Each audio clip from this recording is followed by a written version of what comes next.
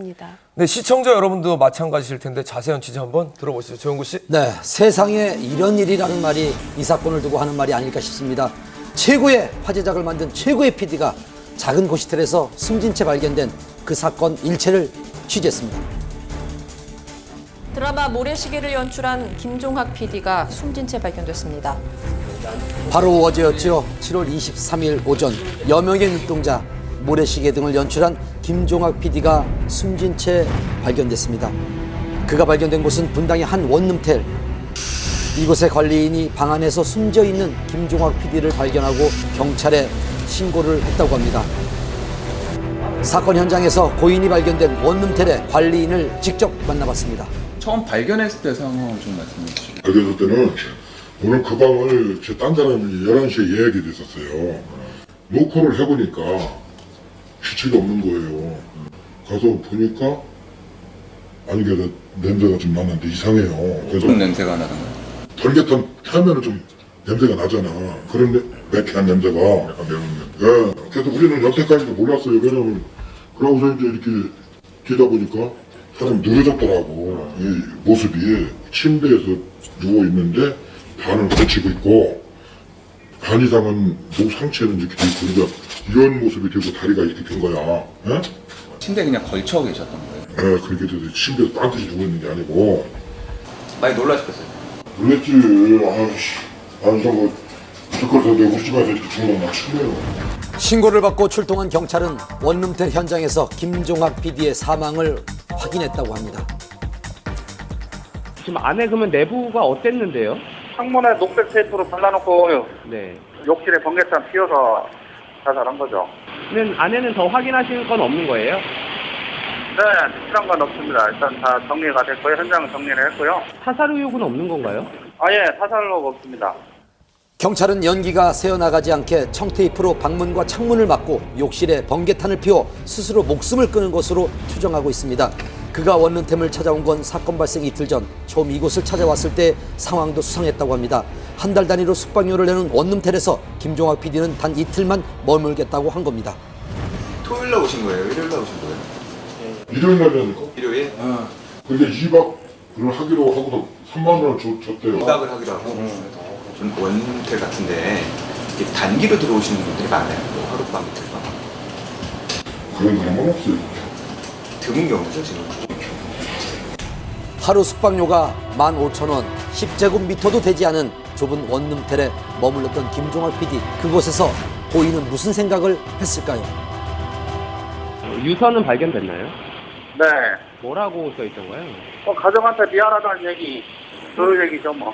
다른 조사는 더 필요한 건 없고요. 그냥 일반적인 변사니까 필요한 네. 조사는 없는 거죠. 유족들의 뜻에 따라 부검도 유서의 공개도 없을 것이라고 합니다. 경찰은 고인의 사인을 자살로 결론 내고 사건을 종결한다고 밝혔습니다. 사망 직전 경찰과 검찰의 수사를 받고 있었다고 알려지며 자살 이유에 대한 궁금증이 더 커지고 있는 상황입니다. 의혹은 그야말로 의혹일 뿐입니다. 왜 이런 극단적인 선택을 할 수밖에 없었는지 오랜 지인과 고인의 주변을 취재하며 조심스럽게 진실에 접근해봤습니다.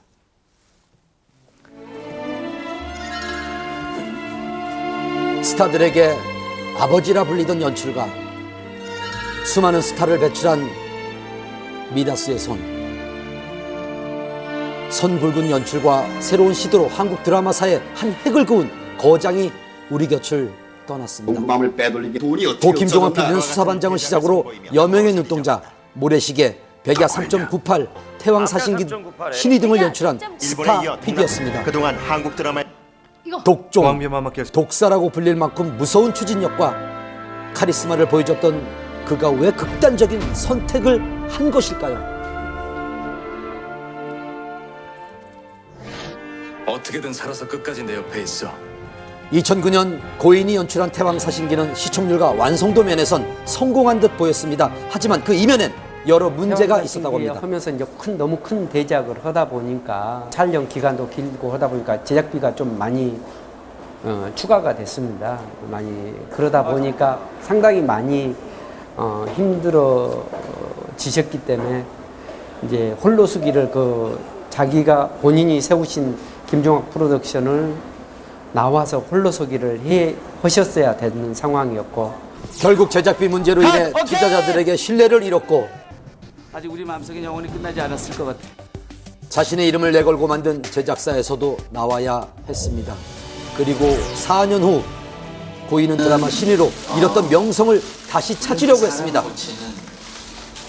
하지만 또다시 제작비가 고인의 발목을 잡았습니다. 기본적으로 현대물이 회당 제작비가 3억 정도 든다고 치면은 사극은 적게는 1.5배, 많게는 2배 가까이 들거든요. 더군다나 그 신의 같은 경우는 워낙 CG가 많이 들어간 드라마였고 또 한 가지 추가적으로 말씀드리면 기획 단계가 굉장히 길었어요. 4년이라는 기획 단계가 있었는데 그러다 보니 제작비가 더 많이 발생했을 거고. 방송사에는 방영권만 넘기고 드라마를 활용한 부수적인 사업으로 나머지 제작비를 충당하려던 계획은 생각처럼 진행되지 않았습니다. 결국 적자였습니다. 거기다 초반에 3D 제작을 계획하면서 본격적인 촬영에 들어가기도 전에 이미 엄청난 비용이 발생을 했습니다.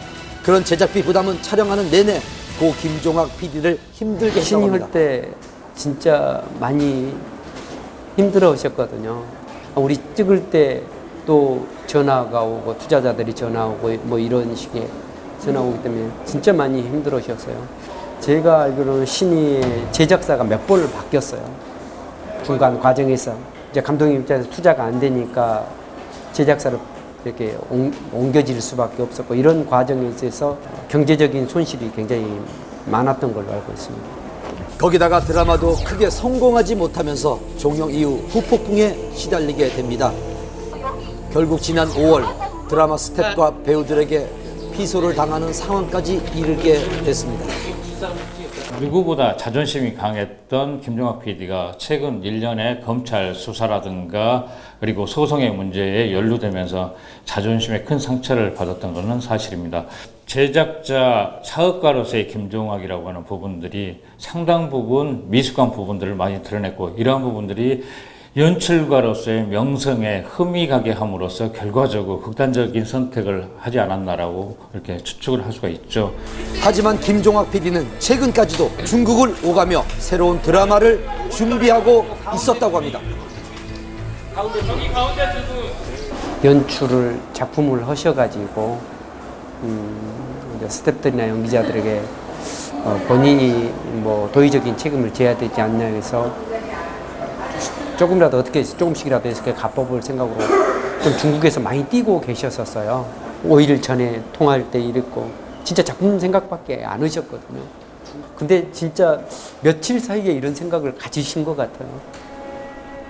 며칠 전까지 통화하던 30년 지기의 죽음이 믿겨지지가 않습니다.